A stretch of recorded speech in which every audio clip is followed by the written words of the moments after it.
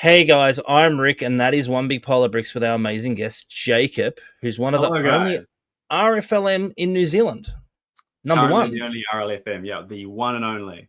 So, do you feel special? I feel grateful. I definitely feel grateful. It is. I know I'm not the first RLFM in New Zealand, but to be the only current one, I guess it is special. Yeah, there are other It, New Zealanders on the in the Lego Ambassador Network through lugs and whatnot, but to be the only one with the RLFM status, it's pretty cool, and I am yeah, grateful. but people don't understand the work that's involved to get to that level. No, yeah, it was. I mean, yeah, there's a bit of work involved, that's for sure. I wasn't just, playing with my Lego and then all of a sudden applied for it. I put in a lot What of do you hard work as far as What do you making mean you don't content. get free Lego all the time? Isn't that what's happens? You just get free Lego and you don't have to do the work. Isn't that how it Yeah, works now? oh man, that's all the land is, right? It's just free Lego. No, there's a bit of hard work behind the scenes and a lot more than just what you see on the surface with free Lego sets. But that is definitely one of the greater perks. I get to review some very cool sets that I'm very excited to share with my community.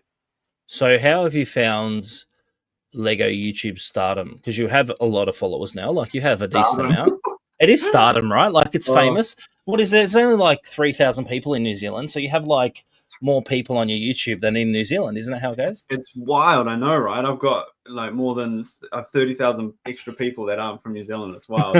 No, it's very cool. Like what I've been saying to myself recently as the numbers keep growing is 14 or 15-year-old me would be proud because I used to make Yeah. videos when I was younger, just fun skits, making all sorts of content, seeing whatever stuck because I love making videos. I've got a background in film. I work in video. So cameras and making content is what I do. And I've been doing it for a long time.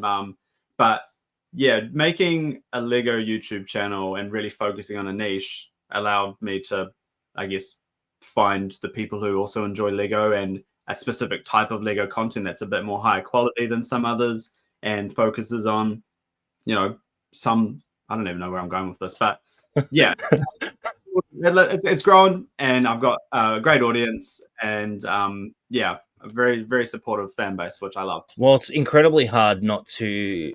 The one thing I find difficult is obviously we've been doing this a long time. Carol and I were incredibly grateful that we're in an opportunity where we can do things like this and run a store. It's Yeah. very hard to not like talk about yourself without coming across as like a dick. Like, being like, Yeah. oh yeah, I'm this. Like, it's incredibly hard. And it comes across, especially with social media, YouTube, Instagram, TikTok, all that rubbish that we have to do. Yeah. Like, it's incredibly hard not to feel like, you know, Yeah, making you feel like, I hate talking about myself and like hearing, when you're saying before we started recording, the famous RLFM from New Zealand. I'm like, I'm hunching down and hiding because I'm like, I don't know. It's easy to compliment others, but it's hard to, I don't know. Especially in New Zealand, there's a very much a tall poppy syndrome, we called it, where you're immediately seen as showing off if you start talking about something you're proud of. So I think that's really got an effect on the way I talk about myself. I make it sound like not a big deal, whereas to me it is a big deal, and I'm very proud of what I've done. That's for sure. But I don't like to, I guess, flaunt it and say, well, "Well, look at me." well, I think the hardest thing is too, Australia has the same stuff, the tall Mm-hmm. poppy rubbish, like, I think we, especially like men, it's very hard for other men to feel like that, like, oh, I'm inadequate because you're doing well. Like, it's a thing, right? It's a weird thing. It's like a competitive thing. But the way I see it, and this is what I try to remind everybody who gets into the social media scene with Lego, it doesn't matter how well you're doing, at least you're doing it. Like, Yeah, a lot of people exactly. don't take the You got to step. start somewhere, right? Well, and like back then, being a kid, you're looking at all these massive famous YouTubers and you're like, wow, like, and now, like, where, like, fame is irrelative, but like, to have such X amount of followers to me is crazy. Like, back when I was a kid, social media didn't exist. Like, it wasn't, we had MySpace, man. Like, it wasn't like this how it is now. Yeah, I mean, Like, I've been watching YouTube since I was YouTube launched in what 2005. I was 5 going on 6. And I wow, so watched a lot of YouTube. you're a 2000 baby. 1999. Oh. Year of the rabbit. I watched a lot of YouTube growing up, and I still to this day I watch more YouTube than anything else. I don't watch a lot of Netflix or TV. I'm on YouTube. I pay for YouTube Premium, which is my Yeah, me other too. Me too. because I hate the ads and I use it so much that it's worth paying the $17 New Zealand or whatever it is. But yeah, I watched a lot of YouTube growing up, which then is what inspired me to start making my own YouTube videos on my older personal channel. And I always wanted to get back into it after I sort of dropped the ball with my personal channel because work got busy. But I always wanted to find that niche. So to be able to, like I said earlier, to be able to find that niche and grow a following from it in the Lego space, especially, it's very cool. And I've run into a few people that are younger than me that were probably my age, 13, 14, that watch my stuff. And I'm hopefully inspiring them to potentially do the same thing and make YouTube content and just put themselves out there and have fun with it. I do believe, because like I was releasing a podcast during like lockdown, and like I've been a bit sick, so things get in the way, business, whatever. Like I did like 50 podcasts back to back, man, and I was like, I don't know how people do this as a job, dude. It's insane. I'm up to like, I think it's like 50. Like there's a few that get deleted because they're not as good or the audio's been bad or whatever. Mm-hmm. But like I was at a point where I was releasing 2 a month for like 2 or 3 years, and it got to the point where I got kind of burnt out with social media because like you, we're incredibly lucky. We have, a couple 100,000 followers online. That's a lot of people. Like that's a lot of people to deal with. And we don't hire external companies to deal with our stuff. I do it all because I want to make sure that I have control. Yeah. But it's just like, I don't think people realize to do what you do, to build, to review, to submit it to Lego. Like they just assume here's a free Lego set. They're not assuming everything else that goes with to get that content out. Yeah, it's not just here's the set, I built it, I've displayed it, and I filmed on my phone for 5 minutes. Like I got Tudor Corner in December. That showed up while I was away on holiday. The latest. I did see that. It's hiding in there in the corner. People who watched my last video will notice it looks a little different. I've swapped things around, but yeah, I got that in December while I was away on holiday. It showed up, and everyone's reviews and comments and thoughts and first reveals and stuff were already up online by the time I got home and hadn't even unboxed it yet. I still haven't done anything with it because I just haven't found the time to sit down and make content that I'm proud of. Like I didn't just come home and quickly whip something up for the sake of getting it out there to do my homework per se. I've got the idea now. I just need to find the time to sit down and shoot it and edit it, which is what I pride myself in doing. The high quality over quantity content. That's me in a nutshell, really. I will, I could post a reel and then not post for another 3 to 4 weeks just because I'm not feeling inspired or I'm not feeling as creative. I'm not just making content for the sake of making content, Yeah, because a lot of people listening and watching at home, remind them how you actually got into your Instagram. Because I caught onto you quite early on because I was like, oh, that's cool because you were building stuff and that got my attention. I was like, and it's incredibly hard in this space. There's so many creators, but you came out doing something different with what you were doing. So explain to everyone at home how you sort of exploded. What did I do? Every single modular you were building, it was nuts. You were doing like you're making Dunder Mifflin and all the custom modular building. So I got back. I mean, long story short, I was into Lego as a kid. Fell off during my teenage years, as most people do. They're dark ages. And then a couple years ago, I stumbled across the only Lego store in New Zealand at the time, and I found the modular buildings there. And I was like, wow, these are sick. I want to get one of these. And, got one. Then one turned into like 8, 9. And by the end of that year, I had one of these shelves almost full of the modular buildings. And I was watching content online. I was watching a few creators like Brixie in Canada or Holly from Australia. I was watching them and their YouTube videos, and I was inspired. I was like, these guys are making YouTube videos about Lego, and they've got some, they've got a good following. I was like, I know how to make videos. I could try and do this as well. And I, really tried to find things that people hadn't done before. There was very few creators that had a shelf city. There was one creator, Shy from America. He's great. He's the OG Lego City shelf guy, and he really inspired me to build up on this shelf. But I just kept adding to it, and instead of buying all the old expensive modulars, I was finding other sets, buying instructions off Rebrickable and making custom modulars to put on the shelf, like the big sitcom tower that you can't see, but it's up there. That was the first video series that really took off. This 7-story sitcom tower, basically combining a whole lot of different Lego sets with like thousands of spare parts. Broke it down into a 7-part series. people on TikTok loved it, and that's what really solidified. Okay, there's people like this kind of stuff. I should keep going. Because when I used to do YouTube when I was younger, like I said, I was sort of throwing everything at the wall and seeing what stuck. Whereas this one, I knew, okay, if I'm going to focus on Lego content, I really want to, focus on that niche and just let it be found by the right people. I wasn't saying to all my friends, hey, go subscribe to my new YouTube channel. I really did a lot of research into the algorithm and making sure I use the right keywords to make sure it reached the right people, and just let the audience come to me. And it worked, which was really cool. So it almost started as an experiment, and then it's turned into all of this. And now I'm a Lego ambassador, which is crazy. Well, and then hopefully that made sense. I really just word vomited there. That's all right. It happens because the biggest thing is too is that like to go from where you are to ambassador is incredibly difficult. People don't understand that it's not as simple as applying. No, like they don't approve everyone. They knock back a lot of people. I was quite nervous that they wouldn't. I mean, I think everyone is. When you apply, you're nervous they're not going to accept you. And I applied with like 6 months between them accepting me and me applying. Yeah. I just applied really early. I was like, just get it out the way. I spent a whole day, on my application to make sure it was like as perfect as I can get. But yeah, they're really particular. They want to make sure you're not just doing this. Like, I don't like to say doing the same thing as everyone else, because at the end of the day, we're all making Lego content, but they want to know what's unique about you.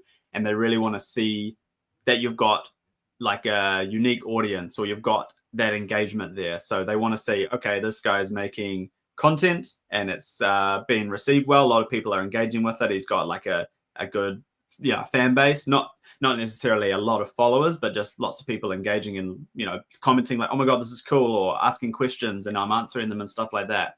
I think those factors were really important, and the fact that I had that is what really helped me get accepted, which was a relief. Well, and then because like as people are aware, there's only one in New Zealand at the moment. It's you, and that, like they obviously were looking for something different, because the biggest issue they're having is like everyone can review Lego. There's in reality, and nothing against like you or anyone. It's really hard to be different. Yes. And you found that very niche, and there's a few of you like King Katie, like there's a few of you guys that found a niche and it's just worked. And especially in the day and age of what we're in now with social media, it is so flooded. And everyone's really competing for that space. Yeah, everyone's competing for that 5 minutes of space, right? Because kids will change quickly what they're doing. They won't pay attention. They'll just jump across. But for New Zealand to have somebody, like, especially that's like doing the modulars and doing your thing and just doing it correctly and not trying to be controversial or do anything stupid, it's a family friendly. Well, it's a family friendly kind of content, right? And that's what you need to be in this day and age. I think, especially with everything about like danger stuff online and all this sort of crazy stuff. I would, when I think about my content, I'm not strictly thinking, okay, I need to make this family friendly. Like, it's definitely PG. Like, I do swear, but I censor it out because I think the censoring actually adds to it and makes it more fun. It makes it more fun. Yeah. But I'm not blatantly talking about like political content or anything that would go over a kid's head. It is very neutral content that an adult fan of Lego could watch, or a kid aged 10 plus might enjoy as well.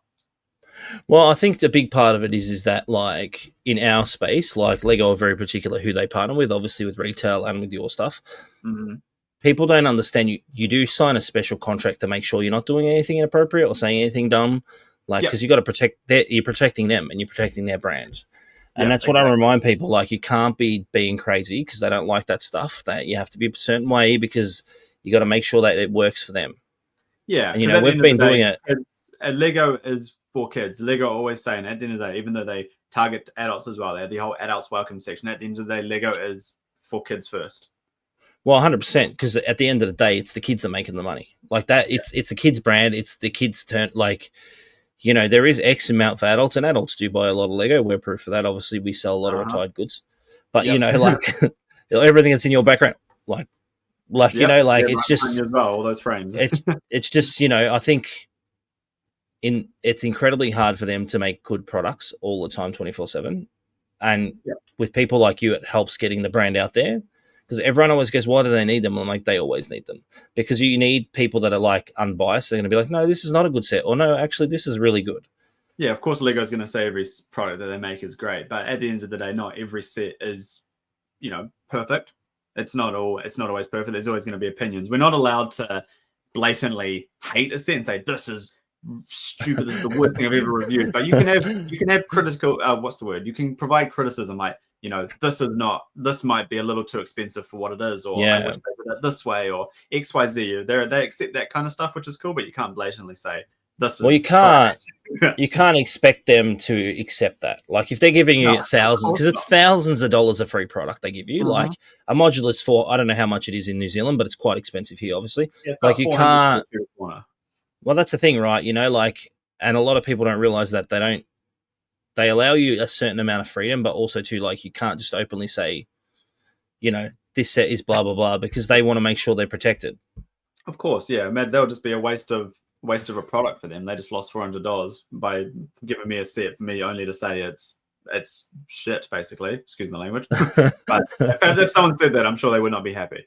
Oh, 100%. But like, are you enjoying the Lego fame, like the Lego famous deal stuff? Oh, far out there. Yeah, I mean, I am. I'm really enjoying doing this on the side. It's a fun little hobby to do out, because full disclaimer, this is not my full-time job. I work full-time in video, which helps towards making this content. I've got the camera gear and the editing software and stuff like that I need to make the high quality content that I have set standards for myself, which really helps. I mean, at the end of the day, you can get started with anything. You can literally use your phone and make great content. It's it's about how you edit it, or how you approach it, really. You don't need all the fancy stuff to get started. But anyway, I am enjoying it. It's a great thing to do on the side. I love to come home and, build Lego or make a bit of content here and there. I'm not making it like a second job, basically. I really do try to just keep it as a hobby. So I'm only ever making content or, making stuff for videos when I'm feeling inspired. If I'm feeling burnt out from a long day at work, I'm not going to try and force myself to come home and film a YouTube video or make a short, Well, and I think it's hard because, it's different for me because my job is selling a product to people. That's my job. I chose that job. I've created this job for me to sell product. It's different. So my videos are not as polished because I'm about showing a product. It's not like building and putting in all the effort. And kids will ask me oh, what's it like? I'm like, it's just work. It's work for me, but you're making sure that it doesn't become a job, because when it becomes a job, I love Lego. I still build Lego. I still build a lot of Lego. It's just not as enjoyable because you notice things, because it's like my job now. It's not the same, Yeah. My YouTube videos, right? I enjoy making them, and the last few videos I've made, I've absolutely loved them. And the end result, I'm always so proud of myself that I've made it. But there are points during the editing phase, like my last video where I built the Hogwarts modular building in the back corner. I commented on that. I sent you a message when I saw that video. I was like, holy hell. And you're like, I know, right? I was like, dude, that's amazing. Yeah, that video was I started that in September and I only finished it last week. I was just picking away at it in between going on holiday and working full time. I was not forcing myself to sit down and just crunch it out. And there were moments where I was like, oh, I have to sit down and finish this, or I really have to get this done. But in the end of the day, I managed to get it done, and I'm really happy with the end result, both the build and the video, and it's been received really well. And that's what I love, being able to put out a video to the world and seeing people's feedback or their comments saying this is great, or I want to do this myself. There was a couple of comments, people saying, I'm absolutely going to do this. I'm going to break down my Hogwarts castle and build it into this university modular. And I was like, that's really cool that I've been able to sort of inspire someone to do the same thing. Yeah, it's just some content online, the Lego reviewers, there's a few out there. They're all it's the same. Take a photo, put on your. But I think video it is harder. I struggle with video sometimes. I hate the sound of my voice. Absolutely, dude. I don't know what it is. It's I'll upload a store tour, and I'll be like, my voice today just sounds shocking. And everyone's like, no, it's fine. I'm like, my employee's like, no, it's fine. I'm like, no. I don't like my voice I today. It's understand just that. You're not the only one out there who hates their own voice, right? There's so many people I work with who would rather be behind the camera than in front of the camera, and they get in front and they're like, "Oh, I sound so funny," because they're not used to hearing themselves back. I'm lucky that I've been making videos since I was like 10 years old, that I'm comfortable, and I've gotten more comfortable with time talking on camera. There are days where I'm like, I'm not feeling it, so I've really got to be in the right mood to not put on an act, but have the energy to match the vibe of the video, I guess. well, it's really Yeah, hard to you be get used to hearing your own voice. like you know how like because I've like store tours. I don't mind. We're incredibly lucky. I'm not complaining. It's I awesome. love your store But tours. I love how but raw like they are. that, You running like they're around the always store. raw. It's just like because I said the one thing I learned because one of my mates who does YouTube, he's like, look, you can do a polished store tour, but people are not going to watch it. Like people No. want chaotic. Our stuff's always there's always something wrong. The dog's like go in the bathroom. Like you're right. What are you doing? Like you're like, dude, what are you That's doing? what's And you're good like trying about to it. stop it. And she'll just drop a log on the carpet. You're like, well, it's happened. And you just keep going. You're like, and a customer said to me, I like it because it's you. It's not fake. Like, Yeah, it's just your because personality. it's hard with that. Like, I struggle because I'm like, let's film it. Let's do this. You know, I got drones and stuff. And like, Wow. I've started doing like hiking content, but I haven't released a video because I hate the sound of my voice. And it's like, I said to one of my employees, I was just like, I don't know what I'm doing, man. She's like, you're fine. There's nothing wrong with the video. I was like, yeah, but my voice. Like, I don't know. Like, it's just... I think you've got a good voice. It's Thanks, a really man. great voice. So Well, and it's hard. you just got to put it out there, and once you've done it once, you're good. I think this is what like we've had like Brett do a few videos for us, like a few of our employees when I've been sick or when I've been away, and he said to me, "How do you do it?" I said, "The first few are hard because your brain is like, wait, who am I talking to? Because you're not. There's no one there. Like it's just you're just bleh, and you're getting it out, and you're trying to do it properly." Or you're trying to like say something, and half the time you hear me, I'm like, oh, I don't know what the set's called. That set because I just mess it up, and I'm like, whoop, next one, like. Mate, you should see the behind the scenes of me filming. I write down notes and I still, excuse my language again, I fuck up every single line. Honestly, that Hogwarts video, it's an 11-minute video. I sat down for almost 2 hours filming my bits talking to camera because I kept fumbling my lines or refiguring out what I'm going to say. I'd say each line like almost like 5 or 6 times. So the end result is all polished and pretty, but if you watch the behind the scenes, you'll be like, holy crap, this guy's a maniac. He just keeps repeating himself and stumbling his lines. So even though my stuff looks a bit more polished than the rest, there's plenty of craziness behind the scenes. Oh, it's just, you know, like I've filmed some chaotic podcasts and there's enough raw material that if it was to get released, people will judge everybody that I've ever filmed because it's just like you just let go. Sometimes you forget you're recording and you're just like, brr, and I'm like, oh yeah, no, we can't say that. And you have to sort of like edit that out. Like someone will make a really inappropriate comment. Oh, you're gonna lose your job. Like, and it's just that's not PC. that's exactly right. And there's been a few store tours where I've like started and then I've sworn off. I'm like, oh no, or we have to film again because you forget. You just like, and you just get it out and you're like, oh no. Or it's been a hot day and you're irritated and you're tired and it's just like, but you know, credit where credit's due. Like people like yourself, King Katie, to sit down and edit and do it properly is hard work. Like, and I always laugh at people that are like, oh, your job's not that hard. It's like social media. I'm like, mate, social media is so draining. It is. Like, imagine putting all this effort just to get 10 views, which a lot of people do, and that's okay. But, you know, you put in a lot of hard work, and it would be a shame, for it to not be seen by the right people, Well, and that's the hardest part, right? Because someone said to me, how do you, like, some videos get 10,000 views, some get 100, I said, TikTok algorithm is all over the place, man. You're never going to get the perfect, like, and 100%. Like Lego TikTok too. Lego TikTok's hard because there's so many people doing it. And, you got what I call like the big ones. You got Amasaurus and you got Brixie doing it. You got like all these big YouTubers smashing it out and you're trying to break into the market. But I think you've done really well finding yourself a niche because it's really hard to find yourself, like the right lane, especially in this day and age. Like, yeah, well, like you say, so many people are making content, and now there's more people than ever making Lego content. And there's so many great creators, big and small, that I follow and I love because so many of them have their own unique voice. And I love the way that they approach things, whether it's them talking about a set or the way that they do a build. Like, I've seen so many cool videos or mocks that have inspired me to put stuff on my Lego City shelf. And these creators aren't even that big. I'm like, you don't have a huge following, but you're making some amazing stuff. You deserve so many more followers.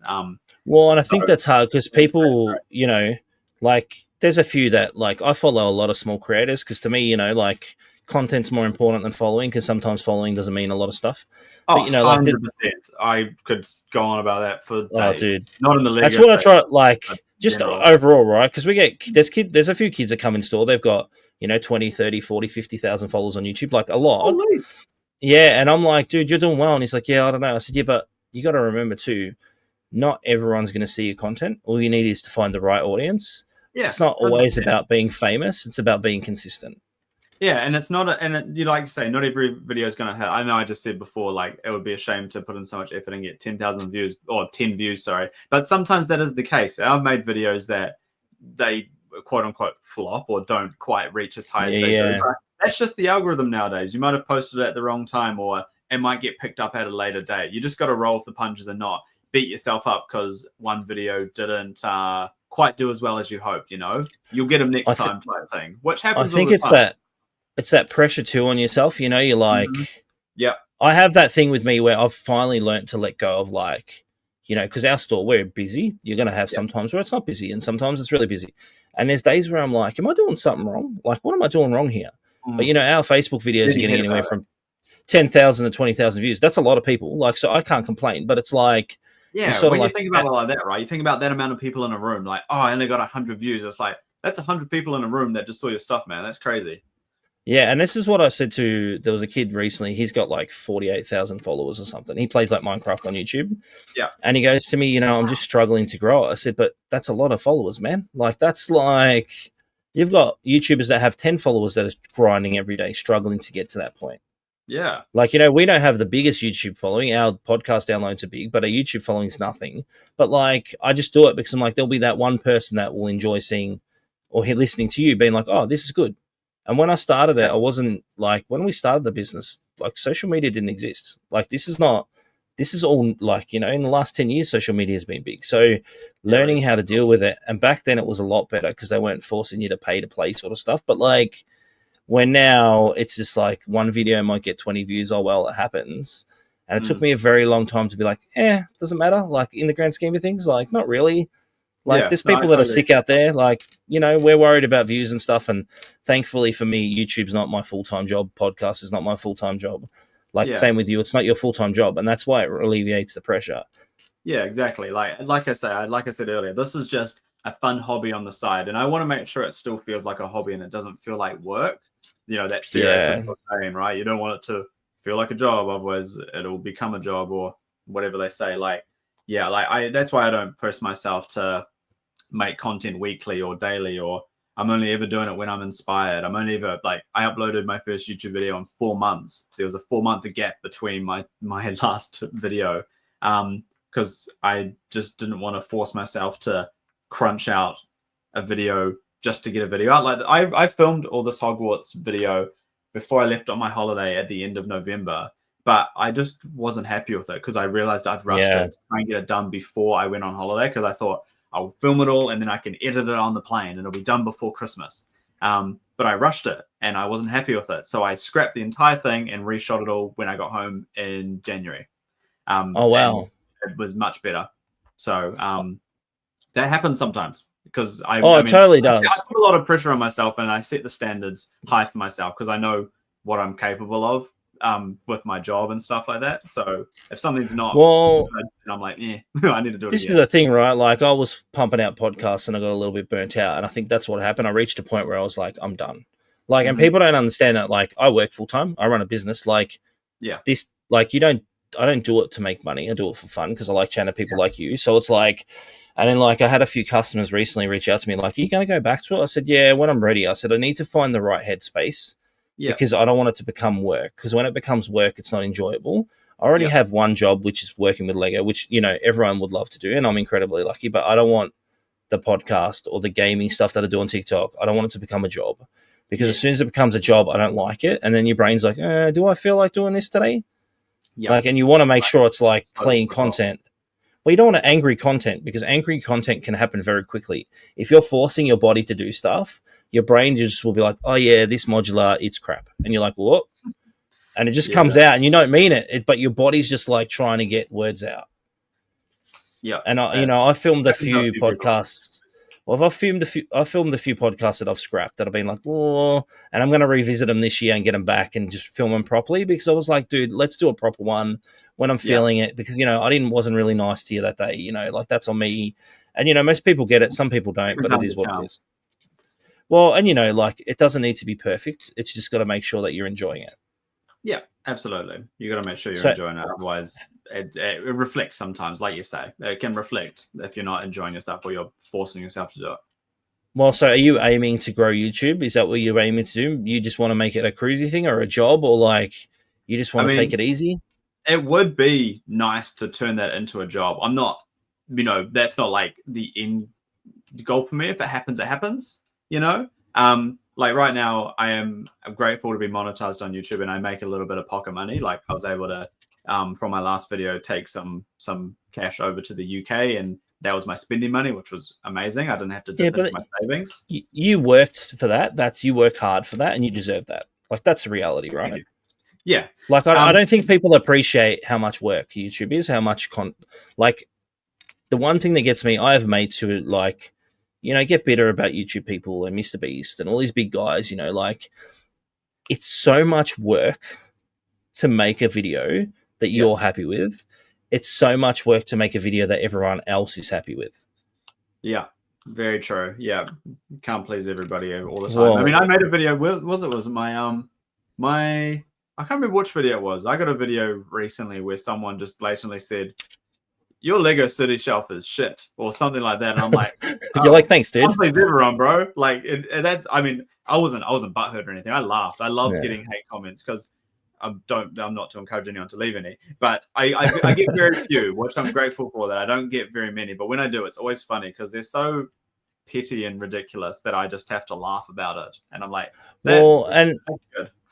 It's really like, I think you reach that point when you're an adult. Obviously, I'm nearly 40. So, like, you reach a point where you're just like, dude, grow up. Like, but every now and then, like, I'll get a negative comment and I'll be like, are you good? Like, and that's all I reply with. They're like, oh, sorry. I was like, I'm just checking. Are you okay? Like, do you need, like, are you doing all right, man? Like, because usually if you're spewing out, hey, there's something gone wrong, right? You're obviously upset about something else that's not me or it's not you. Taking it out on you. Well, and it's easy for people to say things online. Oh yeah, and walk away. They're everywhere. Oh, dude, 100%. So, what with you this year? What's your plan? What Lego events are you attending, so that I can try and finally come to them? Because I keep trying to say I'm going to come to New Zealand. I do for holidays, but not for Lego. Fair enough. It's a good time to escape. Like, I go to Australia to go on holiday. I was there in Melbourne and Sydney the year before last. This was pre me and you connecting. I think I'd barely connected at that point. So next time I know I'm in Melbourne, I know I have like at least 4 people, including yourself, to try and reach out to and catch up in person. Yeah, we'll connect. We'll do something. Brick shows. I'm going to the Auckland Brick Show. I don't think I'll be going to too many others. When is the Auckland? No dates have been set yet, but I went to the one. I got invited to the one last year, which is really cool. I wasn't planning to go as someone who was displaying, but I got reached out to by the ambassador for the lug that runs it. And he said, you should come along and play, blah, blah, blah. I was like, okay. So I did, and that was fun. The Auckland guys came out here and were like, hey, do you want to come? I was like, yeah, I'll try. But, like, life gets in the way sometimes. Like, and New Zealand is my hiking happy place. And I was like, do I want to go over for work-related stuff, or do I want to go over to, like, enjoy myself? And then, I put myself first. I was like, no, I'll take a break, because Lego events are great when you're in the space that we're in. Like, it's awesome. Like, it's great, but it becomes work because you're there to say hello. You're there to build your brand. It's not like you're going for fun, and that's what I struggle with. Like, I'm planning to go to Brickworld Chicago this year. That's the plan, but we'll see. That's cool. That's the plan. So that's the plan. For me. I'd love to go to that and just meet a whole lot of overseas creators that I've connected with online. I think that's what I want to do. I think I just want to meet people and record content and just do some fun stuff, some stupid content, like, because those creators, they follow me, and it's incredibly, like, when you got Emmasaurus, who has hundreds of thousands of people connecting with you online, you're like, wow, this is a big deal. And she's like, no, you're a big deal. You're like, well, no, like, Like Australia, Emily's lovely. Like Australia and New Zealand are a blip on the map, like compared to some of these big countries overseas, you're like, we're nothing, like we're tiny. And when you're getting people respecting that, like I had like the Lego Masters US contestants, most of them chat to me and will speak to me online. Like Mel Brown, I'm really close with him. Wow, and he's like, dude, this is an honor. I'm like, no, dude. Like, he goes, yeah, but like I said, mate, like you're in a bigger world than I am. I'm just a dude that sells Lego. I'm not a guy that went on TV and copped criticism for building something wrong. Like, it's not. Yeah. You're a humble guy. We're Aussie, we're like Aussie and New Zealand. We're very I think Aussies and New Zealand's like, we're both the same, right? Like, and this is what I say to kids when they come in the store. I said, look, it's not about like being big and famous. It's about making sure that you're around. And like this last weekend, I've been on the counter. So we're open now downstairs. The store is open for another hour and a bit. So like I said to the guys, I'm going to record this thing with the Kiwi modular guy. And one of our employees, Brett, like loves your stuff. And he's like, I said, yeah. Like, yeah, he's like, and I said, yeah, man, I'm going to, I want to chat to him. He's like, it's really good. Because he said to me, you're going to do podcasts? I was like, yeah, I'm going to do the first one with Jacob. He's like, really? And I was like, yeah, man. He goes, good, because Aussie creators don't get featured enough. Like, and Aussie and New Zealand, like we're struggling to get like our names out there. And, I think I'm grateful that you said, screaming out. Well, I'm grateful. I'm grateful you said yes. Like, I wasn't expecting it. I was expecting like, go away. Like, it's an honor. I don't know. You're doing. I think you're doing all right. Like I was watching your podcast before you reached out to me. Like I watched your one with Holly, and I did watch your one with Dan as well. So I have seen some of your episodes. There's a few that like I'm proud of the most, and there's a few that I'm not so proud of because there's been times like I've before podcasts I had a stroke and I've been sick and heart attacks and all sorts of rubbish. Like you're sort of like.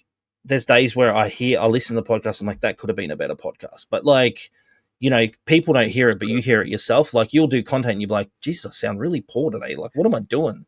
And that's happening to me a few times. And that's why I said to Caroline, I said, look, I'm going to film this podcast. She goes, yeah, do it. You used to do it. You want to go back to it? I said, yeah, I think I'll do it with Jacob. I'm going to try and get King Katie when she's out of her shell and back on social media. And I think I want to feature...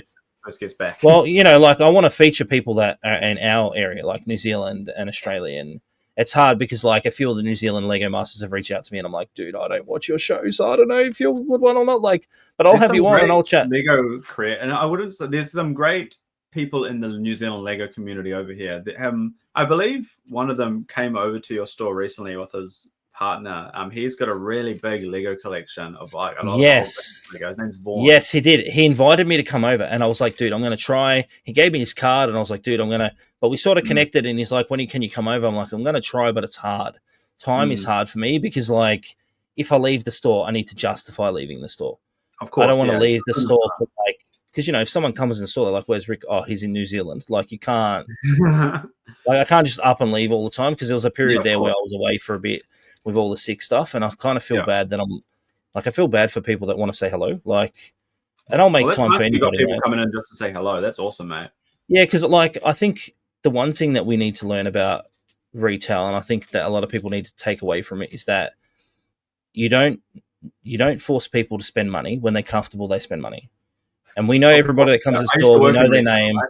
I know exactly what you're saying. I used to work. And that's the thing, right? Like, and that's what I see, our staff know. You don't force people to spend. If they want to spend money, they will. And half the time kids will come say hello, get $4 minifig. I'm like, see, man, thanks for coming in. Like, so, wait, what? It's only $4. I'm like, it's $4, man. Like, I'm lucky you're here, And they're a happy customer, so they'll come back. Well, that's exactly right. So overall, are you happy with your growth where you are with the Lego community? Yeah, absolutely. This is more than I ever expected to be. When I started making those videos as an experiment in 2022, I didn't expect to get to this level, That's what they all say, right? I didn't expect this, but I genuinely didn't. It was purely just, let's see if I can start another social channel, not tell anyone about it, and just let the algorithm do its thing. And the algorithm did its thing, which is really cool. And it's only going up. Really cool. That's the way to be, right? Like, because I reflect because we started out in a small store that was the size of a bedroom. Like you can't, and like I reflect every time I have a moment where I'm like, like what am I doing? You go, hang on, you started in a tiny room. Like just now look at you, bro. Big well, and then you reflect, right? You sit back and you go, wow, yeah, like we started off small. And I try to help people as much as I can. Obviously, I'm like, look, just grind. You'll be fine. You'll get there. But I think it takes a special someone to grind on YouTube, to grind on social media, to like get through all the rubbish, the smoke, all the whatever to get where you are. And you're doing great, man. Go into it being like, I'm gonna do this, and I'm gonna be famous. I want to get this amount of subscribers. I want to get monetized and make all this money and be rich like XYZ. And it's like, I mean, that's a good mindset to have. Like, you can hustle, but at the same time, when they realize it takes longer than they expected, they can get a bit butthurt about it and maybe then lose that momentum or that, well, I don't know what the word is, that spirit to want to do it. And then they... Well, and the thing is too, like, the thing to come out of anything is like, even business, whatever you're doing, you know, film editing, you're never going to smash it straight away. Absolutely like, not. And this, you know, like, dog shit. Dude, like some of the stuff we've recorded, you know, that I always think of Colonel Sanders. He was like 80 when he started KFC. You know, like it's like you've got time, right? Like, and you know, the one thing that I say to kids, like, you'll get there, just don't apply pressure. 10, bro. You've got plenty of years ahead of you. There's one kid that comes in here. He would be 12, and it'd be like 34,000 followers on YouTube. He doesn't show his face. He just plays Minecraft. And I was like, you are in the best position ever because no one knows who you are. Like, that is massive, like, to be that.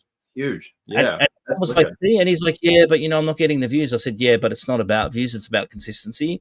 You grind enough, you'll be right. Like, it's just getting there. Yeah. And, you know, you're a fine example of doing it right.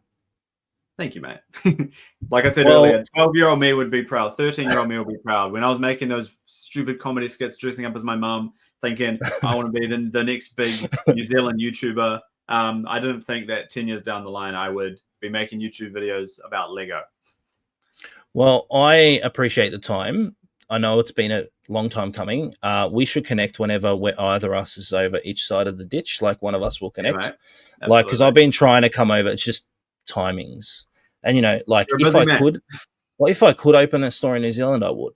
Like, that would be my dream.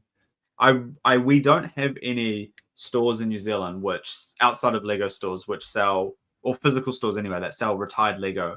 Like, we don't have the Bricks and Minifigures of America and stores like you which sell a mix of new and old sets. There's some online stores, but I want to walk into a Lego store that has old sets from my childhood. Or I've been contemplating it for like a very long time. Like, I was like, I should open a store there. Like could it be that hard, you know, like, and having both? And then, you know, Caroline was like, do you really want to do it in New Zealand? I'm like, yes, New Zealand is amazing. Like, I would love to open in New Zealand. Well, and this is why I've been sort of thinking about it. So you never know. It could happen in our future at the rate I'm going. Like, because my dream is to live in New Zealand, because I actually really love New Zealand. So, but we'll see how we go. Come on over, before I got my current job and moved from Wellington to Auckland, I almost moved to Australia. That's seriously. Why me and my partner, we went over. That's why we went to Melbourne and Sydney, because we were like, do we like Melbourne or do we like Sydney? And we did both. But in the period of booking tickets to go on that trip and going on the trip, I got my new job. So Australia's on hold. Maybe in the future, many years down the line, we'll move over. But Sydney is like, it's hard to be not biased because there's this weird Melbourne versus Sydney thing. But like Sydney's great. Same thing. Well, Sydney's just hella expensive. Like, it's stupid expensive for renting and everything else. Yeah, Melbourne's got its ups and downs too. Like, we're the same, but like Sydney, I don't know. I don't know if it's the Melbourne in me. I can't understand Sydney. So it's just, you know. I said that about Auckland until I moved to Auckland, and I love Auckland now. Auckland has everything that you need. Dude, I love Auckland, and honestly, I'm a bit of a Christchurch fan, but that's fine. Like, yeah. Well, they've got a Lego store down there now. But they do. Great. I've been to Christchurch a few times. I have family that live down there, and it's a lot more chill. It's nice to leave. Yeah, I think I like it because I go hiking down there, and I do like some fun stuff there. More natural, less metropolis looking. Well, and you know, I've got to try and make more time for Port Auckland, I think, and sort of make, because you know, like, there's awesome creators like you there, so I've got to make sure it's a nice place for me to visit. Yeah, mate. Well, when you're over here, you know where to find me, or you've got my number. Give me a call. Well, thank you very much, man. I really appreciate it for your time. You have to jump off. I have to jump off because we're both very busy today. We are both incredibly busy, but hey, man, I really appreciate your time. I'll do all links to your social media and everything. Follow him, Kiwi Modulars. You can't miss him. He's everywhere. He's legitimately the most famous Lego YouTuber in New Zealand. So no pressure. Making me blush. No, it's Awesome. an honor, mate. Thank you for having me on. It was this has been a great podcast. It's been great to Thanks, chat man. to you outside of just texting on Instagram. I know, because we've been messaging the last couple of months, but it's been over a year. I think we've been trying to like get stuff sorted, but you know, we're here now, and that's all that matters. If I'm being honest, but hey, it happened, and I'm glad it's happened. It was great to chat. It did. Thanks, man. We appreciate it.